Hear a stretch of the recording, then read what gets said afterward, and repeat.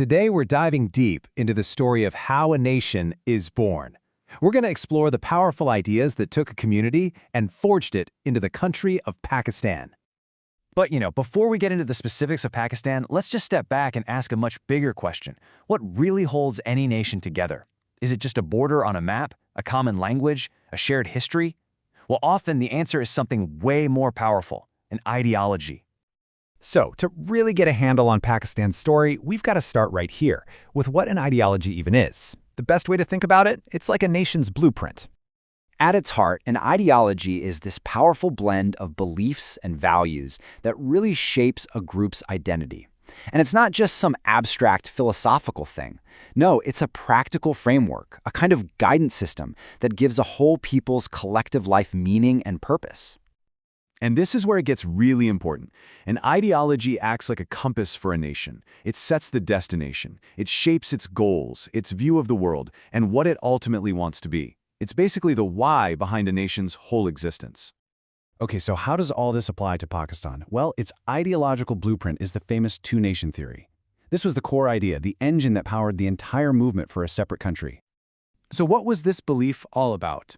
It's actually pretty straightforward. The idea was that the Muslims of South Asia were not just a religious minority living within a larger India. No, they were seen as a distinct and separate nation all on their own. In this quote, man, it just drills down to the absolute heart of it. The theory wasn't just about different ways of praying. It was about two totally separate social orders, two ways of life that were seen as fundamentally different and maybe even incompatible. And what's so interesting here is how this slide breaks that idea down into day-to-day life. The argument was that even after living side by side for 1,000 years, the two communities were still fundamentally separate. And you can see it here. The list covers everything from big cultural things like music and architecture, right down to daily habits. The differences were seen as just too deep to ever truly merge.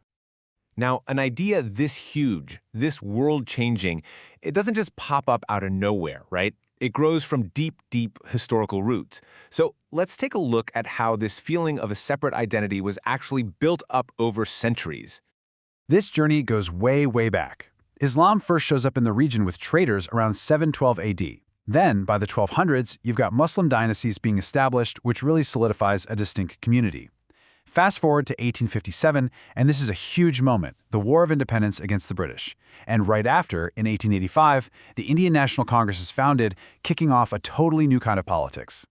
And that 1857 war, you really can't overstate how big of a deal this was. For the Muslims of India, it was a disaster. The British blamed them for the uprising, and they faced these massive political and economic consequences.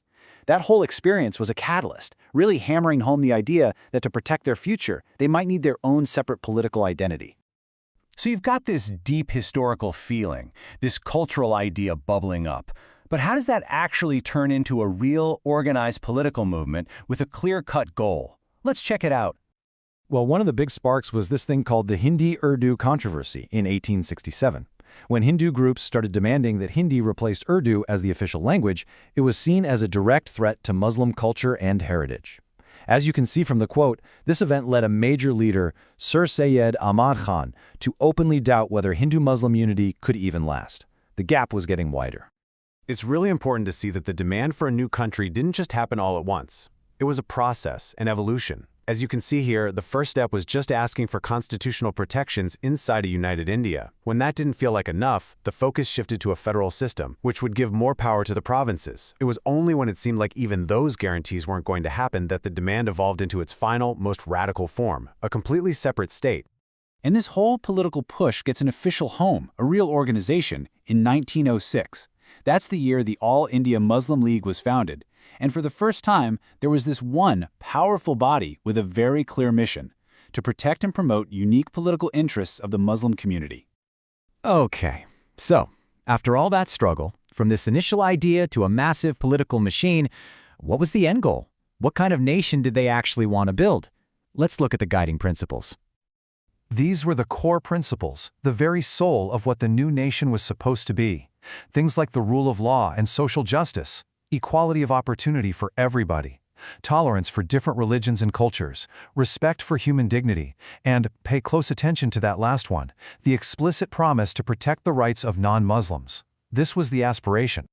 And that really brings us to the ultimate question, doesn't it? An ideology can give you the blueprint, a political movement can build the house, but the real, never-ending challenge for any nation is this: how do you turn those incredible principles on a piece of paper into a lived, day-to-day reality for every single one of your citizens? It's a journey that, for any country, never truly ends.